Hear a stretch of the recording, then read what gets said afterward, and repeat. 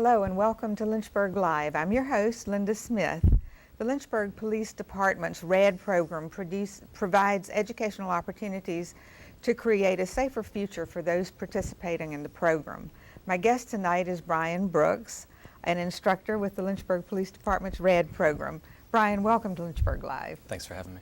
As we get started, tell us a little bit about you. How long have you been in law enforcement? I've been in law enforcement for about 15 years now. That's a long time. You've got a lot of experience. Do you have a specialty within your area? I'm assigned as a detective in our criminal investigations division, and my specialty in that assignment is I'm a child forensic interviewer, so I interview young victims of sexual assaults.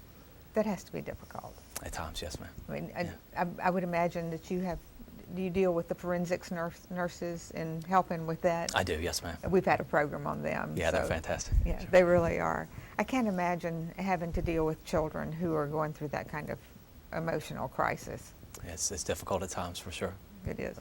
All right, could you tell us what the RAD program is and what does that stand for? Sure. RAD stands for Rape, Aggression, Defense. It is a personal safety and self-defense program that we offer.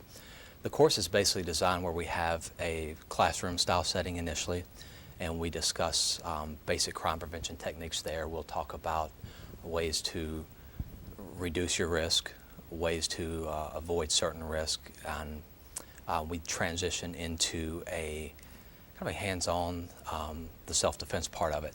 And there we learn everything from punches, kicks, knee strikes, to some more advanced things from how to escape from certain holds. And then we move into the very last class, which is what is called our simulation night. And that is where the participants in the program have an opportunity to use all the tools that they've learned throughout the program in a real life kind of situation. We actually set up a couple scenarios that would place the student in a situation where they may become attacked by an aggressor. That would be one of the instructors in a big padded suit. And they get an opportunity to go full speed against these people. So. You know, I think it's a wonderful program. I found out about you by a friend who had gone through the program, Yes, ma'am. and she became just empowered after she got out of your program. That's one of our goals of the program. So. Do all the police departments, like in the state of Virginia, have these RAD programs? Not all departments have it. We're very fortunate here in Central Virginia to have Lynchburg, as well as some of the surrounding agencies, as well as some of the local colleges that are involved in the program. Now, you said colleges. Correct. Are the colleges that have these programs on their campus, is that a direct link with the department, or is it something that's separate from the department? Sometimes it is. Some of the, for instance, CVCC here, they have instructors that are directly affiliated with their police departments, but they also have a couple of the teachers there that are actually certified in this as well. And if they don't have it at that particular college, we have a very good working relationship with the local colleges, and they will actually use us on their campus to teach the program there. How did you become involved with this? Since, you know, you just told us that you're a child forensic interviewer. So how did you get involved with this program? We started this in Lynchburg in 2006. Myself and another detective in my unit, Lisa Singleton, actually were defensive tactics instructors in the basic law enforcement academy. So we have an opportunity to teach police officers things like this every day. And we thought, wow, wouldn't it be great if we could offer this to the community? We were constantly getting either phone calls to our crime prevention unit, or just being addressed by people saying, hey, is there something available where you can come teach us a basic self-defense program? So we had the opportunity in 2006 to go get our certification in this, and have been going with it ever since. That's wonderful. How do you reach your target participants? I mean, do you advertise these classes, or? We do. You know, our first class that we ever did, I think it was a small class. We had about 8 people, and it was the first class we ever did. And then as far as reaching our target audience, word of mouth has just really been the main way. We do advertise at some. Like this month, we'll probably speak at 2 to 3 different groups, doing some personal safety talks. We'll speak at local high schools, some colleges, some other businesses. We speak at our Citizens Police Academy. So we get a lot of follow-up phone calls from that. But we do advertise it. We have a Facebook page where we'll advertise upcoming classes and things like that. So you do go out into the community and not instruct, but speak about the program. And I think that's wonderful. We do. It's quite it's a commitment to take the entire course because it is a lengthy program.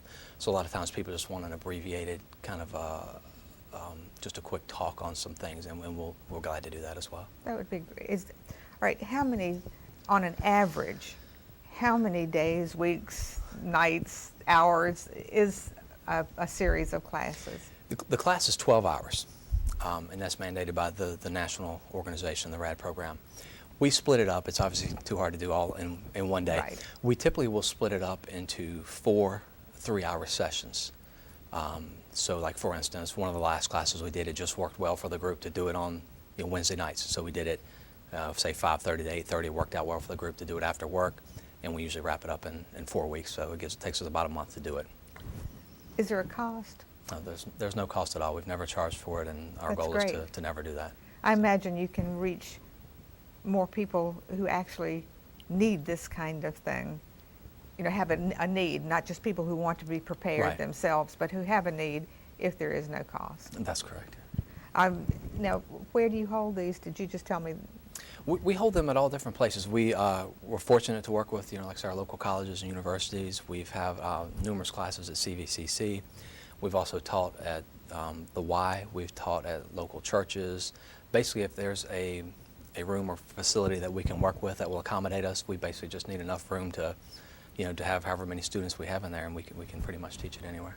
But do you go into the community, like if a club wanted to sponsor an evening with you to do some basic things, do you do that sort of thing? We do. We've actually got a couple this month that we're doing just a few, like say maybe a 2 to 3 hour session with just some basic things, because we understand it's hard to get everyone to enroll in the entire 12-hour class. I think that's wonderful. Being the president of a club that I would like to have you come speak Sure, at. we'd be glad to. I mean, that would be great. Now, do you work closely with the Domestic Violence Prevention Center here in Lynchburg? We do. You mentioned the forensic nurses. We obviously Right. work very close with them. We're very close with our sexual assault response program, which is our SARP program. We also work very closely with our victim witness advocates from our Commonwealth Attorney's Office. In fact, the majority of the ladies in these offices have participated in this program, so they know what it's all about, because we do get a lot of referrals from the SARP program, victim witness, things like that. Now, is this program geared specifically toward women? It is. All right. Do you also include children, since you mentioned children earlier? We do. We do. We have a lot of, I say children that will take the class. A lot of them come with their parents. The only thing we require is if they're under 18, that we have their parents' consent for them to take the class. Do you find that parents want their children to take this to be able to protect themselves? I mean, you hear so much about kids being abducted, and 1 or 2 will manage to fight and get away. I would think that would be something that a parent would want their child. It's unfortunate. We see things like that, and you see it on the news every day, even recently here. But yeah, we do have a lot of parents who want to instill those values as early as possible and educate their kids on ways to reduce the risk of becoming the victim of assault, so they want to start that early. So we do see a lot of that. A lot of people enroll their kids in karate classes. Yes. For this same reason. But just listening to you, it seems to me that you're really geared more toward defending yourself in a situation of someone trying to abduct a child or something like that. Sure, and all of those programs are great as well. We never discourage that. The one thing we kind of focus on is more of a preventative type of measure. We do a lot of talking and discussing on avoiding risk, reducing the opportunity to become a victim of that, or maybe not even placing yourself in that situation. Right. So we do a lot of that, and then we kind of teach, hey, as a last option, if some of these techniques or some of these ways you've chosen to try to avoid something doesn't work, and you are in a situation to have to defend yourself, we want to teach you some ways to do that. Are any of these kids that you teach, have they been victims? Or do you know that? Some are, but we never ask that. I would imagine that. Yeah, we never do. So. That would probably make someone uncomfortable. Sure, and we do have occasionally maybe a participant in the class who has a story that they'd like to share as an educational tool to the other participants in the class, and if they want to share that, we will certainly allow that, but we never encourage them to, and we never ask anything about their personal past. So primarily, what is the age group that you deal with? Or is there a certain age group? We typically deal with starting around middle school age and all the way through. I mean, there's no real age limit. If anyone wants to participate in the class, that's fine. If it is an issue where, age prevents them from participating in some of the physical stuff and they're not comfortable doing that, nothing's mandatory. The simulation at the end where they participate against the aggressor or the person in the padded suit, that's not mandatory. They're welcome to watch that, so that's an option too. Do you find that women come to these things because of having been the victims of domestic violence? Or is that, again, one of those things that people just don't discuss? Again, it's one of those things that we don't ask and we don't discuss, but I can assume sometimes, since the referrals may come from some of these organizations that deal with that it is. And we also get a wide range of participants. We get some who just, hey, they've seen it and they think it looks fun and they want to take it. And obviously the ultimate goal is to reduce the risk of them being a victim of any assault. Have you ever had a former student tell you that she averted an attack because of having gone through the training with you?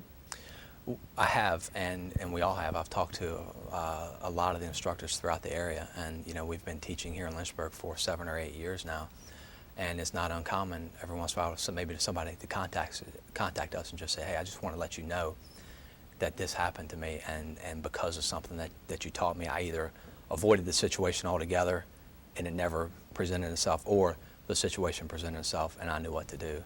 So we all have a few kind of success stories. And I'm sure that makes you feel like you've done your job. It does. And is a very rewarding part of your job. Certainly. As you go through these classes, do you see the participants gradually become more self-assured and as they go from class to class? Certainly, because like I said, we start off with the very basics and we kind of transition through. And I think the very first night when we mentioned that, hey, the very last class, you're going to be put up against somebody in a big suit and they're going to be trying to attack you, people are a little concerned. But as the class progresses, you can see people anxiously waiting to do that because they've learned so much and they just want an opportunity to use those skills. And then once they've done that and they realize, hey, this is great, I can do this. It is. We definitely see a change. We see, you mentioned the word empowered earlier, right. and I use that. We see an increase in confidence and a definite sense of empowerment. That's great. You've brought some wonderful pictures. And Phil, if you'll put the pictures up on the screen, we'll get Brian to tell us what they are. These are from one of the last classes that we did, and this is some photos from the actual simulation. You can see the students are protected with headgear, elbow pads, and they are protecting themselves against an aggressor, is the term we use for the person in the padded suit. Now, do they get to this point early on in the classes, or is this sort of toward the last? This is the last class, okay. And this is actually the last thing that they do. And that's one of our students delivering a punch to one of the aggressors. You can see they get to go full speed and as hard as they want. The suits are designed to protect the guys in the suits. I was going to say that the instructor is the most well protected yes. in these classes. That's cool.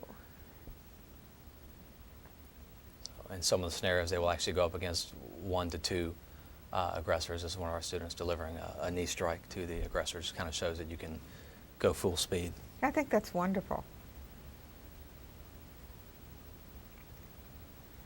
And that's myself and Detective Lisa Singleton. Last year during National Police Week, we were presented with the Meritorious Service Award for teaching a RAD program in the community over the years. Congratulations, that's great. Thank you.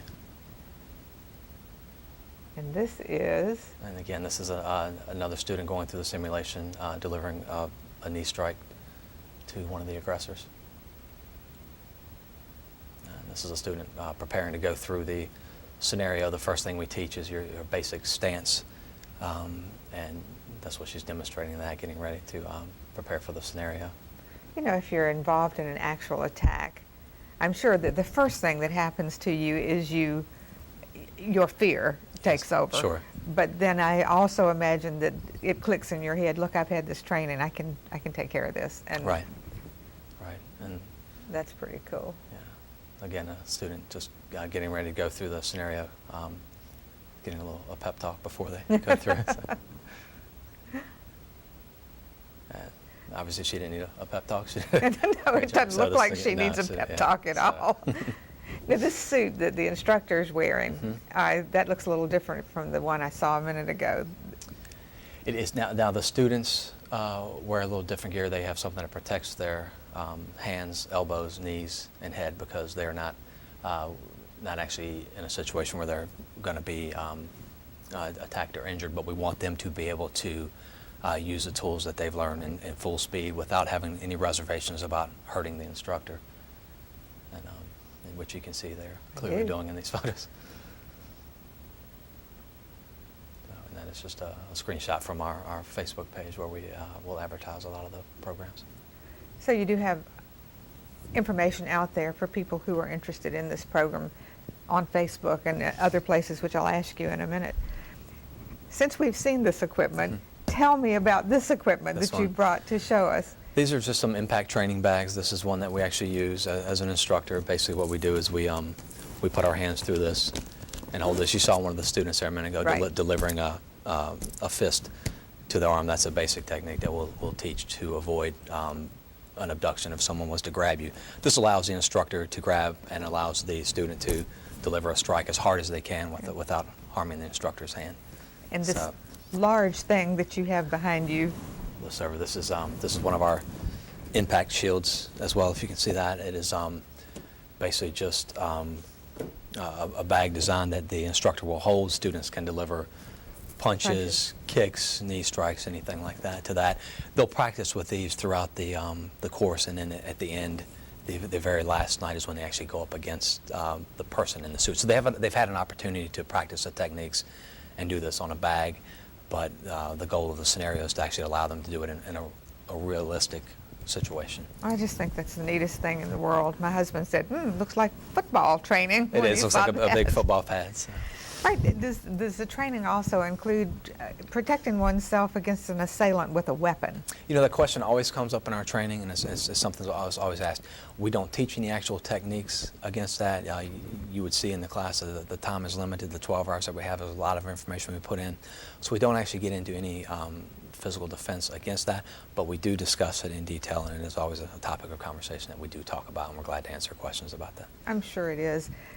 I'm just going to ask you a question off the cuff. Sure. If somebody's attacking you, we've always heard if you got your keys in your hand, go for their eye, or go for the Adam's apple with your hand. Are those still good techniques to use? They are. We teach a technique, and we'll actually show the proper way to hold the keys in your hand. We try to dispel a lot of myth with that. And the basic punches and striking motions that we teach how to strike on vulnerable areas of the body, and it may be, nose, and you mentioned the throat, so we do teach all that. And nose, I like the nose thing, yes. because once you get smacked in the nose, you're totally disarmed. Right. So this is true. This is true. All right, you told me that businesses and corporations often hire you to come in and teach their people. Correct. And would you tell us about those programs? Because I think it's wonderful that that's offered, from different businesses. Which I think is actually how you got That's referred how to I me found from you. one of the last ones that we did. We have a lot of businesses or organizations that will contact us, and it may be something as simple as, they've thought about, hey, my employees leave at night and they all walk out to the parking lot and it's dark. Maybe there's something we need to do to provide them some training, so we'll get contacts from there. But we've been very fortunate in Lynchburg over the past years to work with a lot of local organizations who want to put this on for their employees, and we're glad to do that. I just think that's such a really thoughtful thing for the employer to do. Sure. Now, do you use books and manuals in this training program? We do. Every student actually gets. Brought one. I did. I brought one for you to see. Every student actually gets a manual. It's printed out. It actually shows an illustration of every move that we teach. They get to keep this when they leave. Great. We'll actually we have it all on a computer file too. We can email this to them. A lot of times we'll actually put it on a disc. A lot of people don't like to keep up with the paper. And it includes a lifetime return policy. So once someone's completed the class and gone through the training, they can go to any class. It doesn't have to be Lynchburg. It could be another state. It could be anywhere else. They can go back to that free of charge. They can come back to any of our classes and just practice the techniques, and they can do that for the rest of their life. Is this a step-by-step manual that it takes you through what you're going to be experiencing in the class? It does. It does. Okay. It goes from day one all the way through. So. What other kind of equipment do you have besides the padded suit? I think everybody is, they're interested in the padded suit because it's so cool. But are there other pieces of equipment that you're likely to be using? Basically, we use the pad that I showed you. This one? That, the impact bag, and then the padded suits, and that's basically it. We don't use a lot of props or things like that because we want to teach, again, how to defend yourself in a real life situation. In the situations, you wouldn't be hitting a bag or that. Right. So that's the reason for the simulation at the end. Is there any truth to these myths that you hear every Christmas about parking your car in a mall parking lot, and then you come out and it's dark and your car is way down there? I know several Christmases they've said, watch out, somebody's hiding under your car, they're going to grab your ankles and pull you down. Does that happen? I'd hate to say that it doesn't happen because, in the world we're living in today, you just turn on the news, Right. like I said earlier, and you see. So, other people do hear those as well. Assailants hear that as well. So is there an opportunity for that to happen? Sure, it's always a possibility. And we get a lot of questions like that in our class. Hey, does this happen? Does this happen? We can obviously never predict that that's going to happen, but what we can do is give you some techniques to avoid that, or if, say, heaven forbid, that did happen, some ways to actually defend yourself. We actually do get into defense as advanced as if you are on the ground or were pulled to the ground, even pinned to the ground, some ways to escape that. So. I just think it's a wonderful course and something that I think I'd like to take. Now, if someone in the audience is interested in participating in this program, how will they go about contacting you or getting involved with this? They can contact me at the police department through our main number, at our crime prevention number. They can, if they log on to our Facebook page, they can email us on there. I can be reached by email or And you have my direct phone. website? Yes, we do.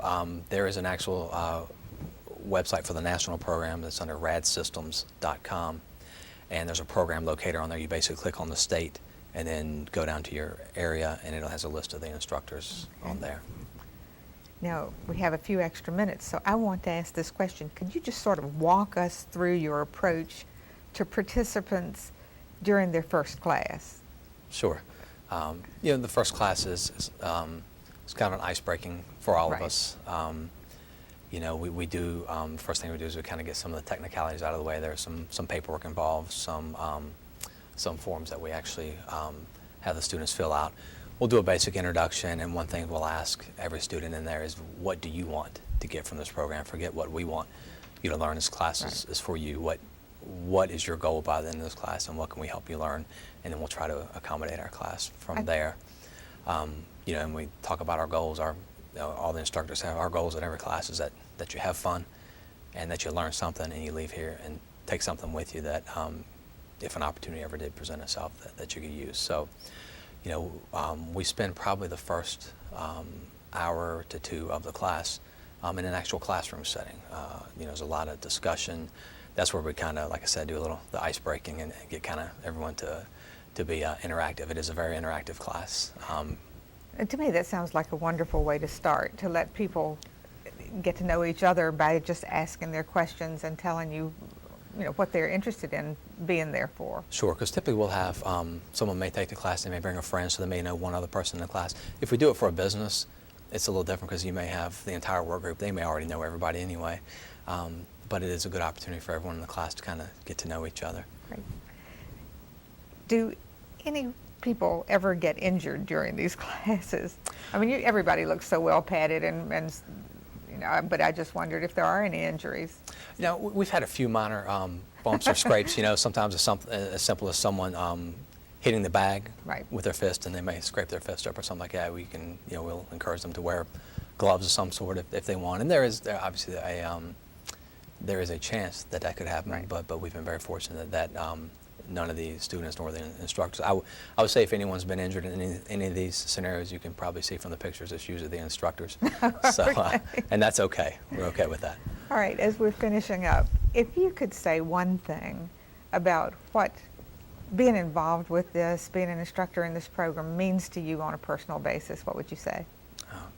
Yeah, you mentioned empowering, and I keep coming back to that. But when we look back, just in this area alone, over the past 7 or 8 years that we've been teaching it, in combination with the other instructors in the area, the number of people that we have probably taught or reached out to or communicated with is in the thousands.